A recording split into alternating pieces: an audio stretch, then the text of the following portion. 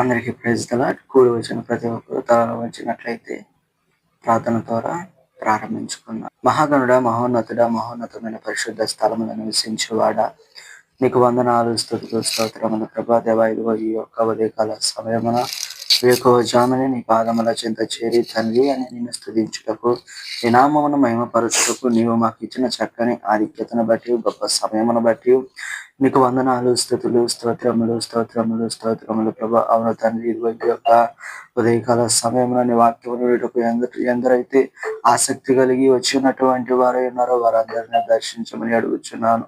వారితో నేను మాట్లాడమని అడుగుచున్నాను నా ప్రభా.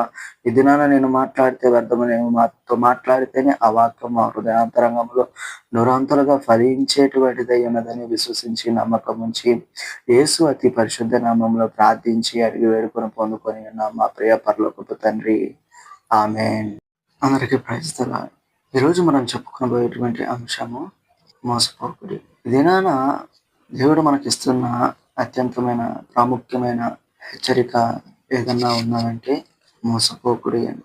అతి దినములందు క్రైస్తవులకు ఎన్నో లోకముల నుండి కానీ, అబద్ధ బోధకుల నుండి కానీ ఎన్నో విషయములలో మోసపోయేటువంటి వారై ఉంటారు.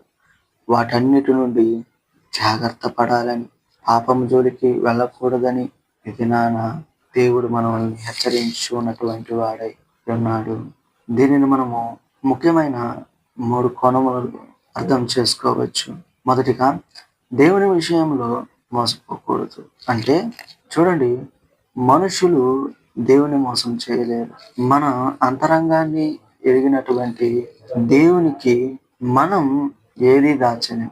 సమస్తమును చూచున్నటువంటి వాడు, సమస్తమును ఎరిగినటువంటి వాడు. ఆయన నీ కుడి ఎడమలను నిన్ను ఆవరించి ఉన్నటువంటి వాడై ఉన్నాడు. కనుకనే ఇది ఆయన ఎదుట మనము దేనిని కూడా దాచనే లేము. వాక్యము ద్వారా మనము చూద్దాము. గలతీయులకు 6వ అధ్యాయము 7వ వచనం చదువుకుందాం. మోసపోకుడి, దేవుడు వెక్కిరింపబడడు. మనుషుడు ఏమి విత్తనో ఆ పంటనే కోయును. చూడండి, వాక్యమును మనము చూచినప్పుడు, లేఖన భాగములను మనము చదువుకున్నప్పుడు ఇక్కడ మనకు ఒక విషయం అనేది తెలియపడుచు ఉన్నటువంటిది ఉన్నది.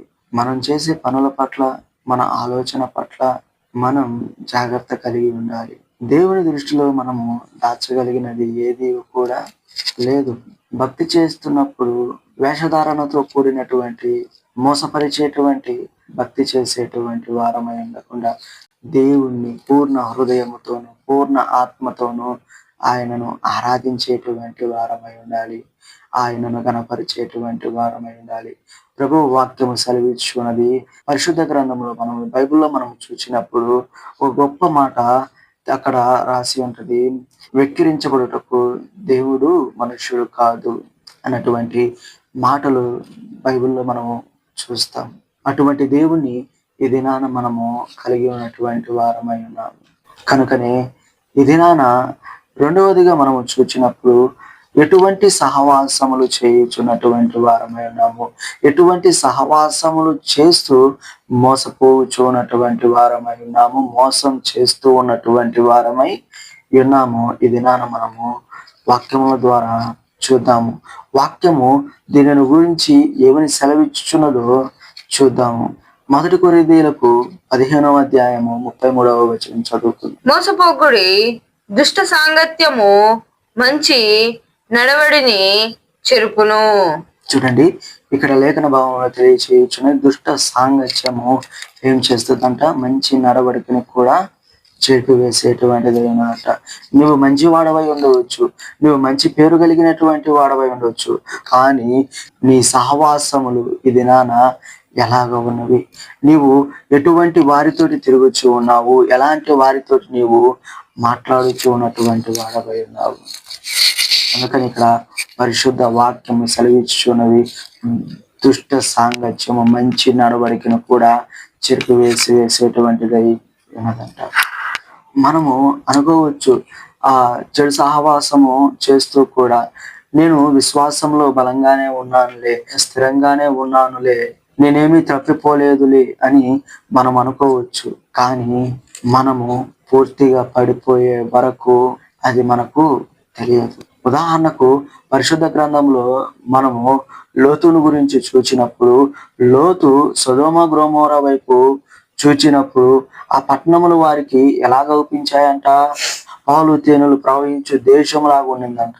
చూడండి, పాడైపోయే ముందు, పతనమైపోయేటువంటి ముందు ఎవరి జీవితమైనా పచ్చగానే ఉంటది. అంతా బాగా ఉంది, అంతా నాకు మేలే జరుగుతుంది అని అనుకోవచ్చు. కానీ ఇక్కడ దేవుని వాక్యము సెలవిచ్చున్నవి దుష్ట సాంగత్యము మంచి నడవడికను కూడా చెరిపివేసేటువంటిదై ఉన్నది.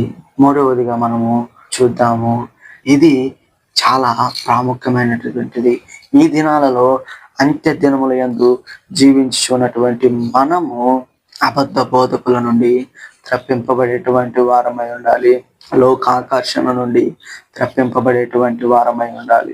ఎందుకనంటే చివరి దినాలలో మనం జీవిస్తున్నాం. అబద్ధపు బోధకులు, తప్పుడు ప్రవక్తలు వచ్చి నీ హృదయంలో ఉన్నటువంటి విశ్వాసమును కూడా చెరిపివేసేటువంటి వారై ఉంటారు. ప్రభువుల వారే సెలవిచ్చి ఉన్నటువంటి వారై ఉన్నారు. అంత్య దినముల యందు అబద్ధపు ప్రవక్తలు వస్తారు. కనుక మెలకువ కలిగినటువంటి జీవితము కలిగి జీవించుడి అని ప్రభువుల వారే సెలవిచ్చున్నటువంటి వారై ఉన్నారు. అయితే వాక్యముల ద్వారా ఈ విషయములను మనము చూద్దాము. 2వ దశలోనికకు 2వ అధ్యాయము 3వ వాక్యము చదువుకుందాం. మొదట భ్రష్టత్వము సంభవించి నాశన పాత్రుడగు పాప పురుషుడు బయలుపడితేనే గాని ఆ దినము రాదు. చూడండి, ఇక్కడ ఏమని తెలియజేయుచున్నటువంటి వాడు అన్నాడు? మొదట భ్రష్టత్వము బయలుపడితేనే కానీ నాశనకరమైన ఆ దినము రాదంట. ఏ దినము రాదు? దేవుని రాకడక ముందు ఏమి జరుగుద్ది? భ్రష్టుడు బయటపడేటువంటి వాడై ఉంటాడు. అబద్ధపు బోధకుడు బయటపడేటువంటి వాడై ఉంటాడు. ఆ అబద్ధపు బోధకుని నుండి మనము తప్పింపబడేటువంటి వారమై ఉండాలి. ఆ వాక్యములకు, అతను చెప్పేటువంటి వాక్యములకు, ఆ మాటలకు మనము మోసపోయేటువంటి వారమై ఉండక మెలకువ కలిగినటువంటి జీవితమును జీవించేటువంటి వారమై ఉండాలి. చివరిగా మరొక విషయం గురించి మనము చర్చిద్దాము. మోసపోకుండా ఉండాలంటే ఏం చేయాలి? నువ్వు ఈ దినాన మోసపోవచ్చు ఉన్నావు. అయితే ఆ మోసపోకుండా ఉండాలని అంటే నువ్వేం చేయాలి? ప్రతి దినము వాక్యమును ధ్యానించేటువంటి వాడవై ఉండాలి. వాక్యమును ప్రతిష్ఠించేటువంటి వాడవై ఉండాలి. నువ్వు ఎప్పుడైతే వాక్యమును చదువుతూ ఉంటావో, సత్యము తెలిసినటువంటి వాడు అసత్యమును తిరస్కరించేటువంటి వాడై ఉంటాడు. నీకు సత్యమే తెలియకపోతే, నువ్వు సత్యమునే గ్రహించలేకపోతే అసత్యముని వద్దకు వచ్చిన నువ్వేం గ్రహిస్తావు? అందుకని ప్రతి దినము మనము వాక్యమును ధ్యానించేటువంటి వారమై ఉండాలి. రెండవదిగా ప్రతి దినము ప్రార్థన జీవితము కలిగినటువంటి వారమై మనం ఉండాలి. మూడవదిగా మనము పరీక్షించుకునేటువంటి వారమై ఉండాలి. చూడండి, ఎలాగ మనము పరీక్షించుకోగలమని అంటే వాక్యము ఇక్కడ తెలియచేయచ్చు ఉన్నది. 2వ కొరింథీయులకు 13వ అధ్యాయము 5వ వచనం చదువుకుందాం. మీరు విశ్వాసము గలవారై ఉన్నారో లేదో మిమ్మును మీరే శోధించుకొని చూచుకొనుడి. మిమ్మును మీరే పరీక్షించుకొనుడి.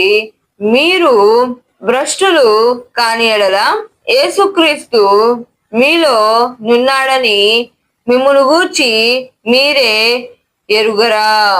చూడండి, ఇక్కడ ఏమని తెలియచేయుచున్నాడు? వాక్యమును ఏమని తెలియచేయుచున్నది?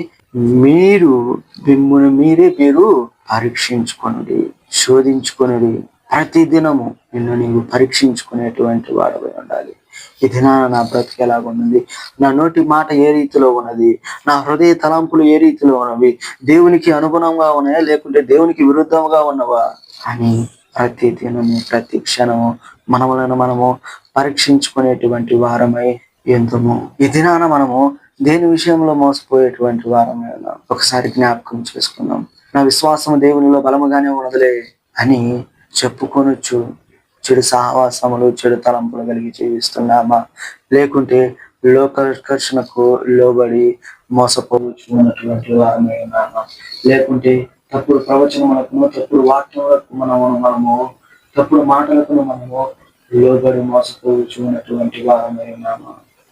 ఒకసారి మనము జ్ఞాపకం చేసుకొని దాని నుండి రప్పింపబడి ప్రతి నిత్యము మెలకు కలిగినటువంటి జీవితం జీవిస్తూ దేవునికి లోబడేటువంటి వారమై ఉంటాము. ఈ కొద్ది మాటలు దేవుడు దాకా ఆమె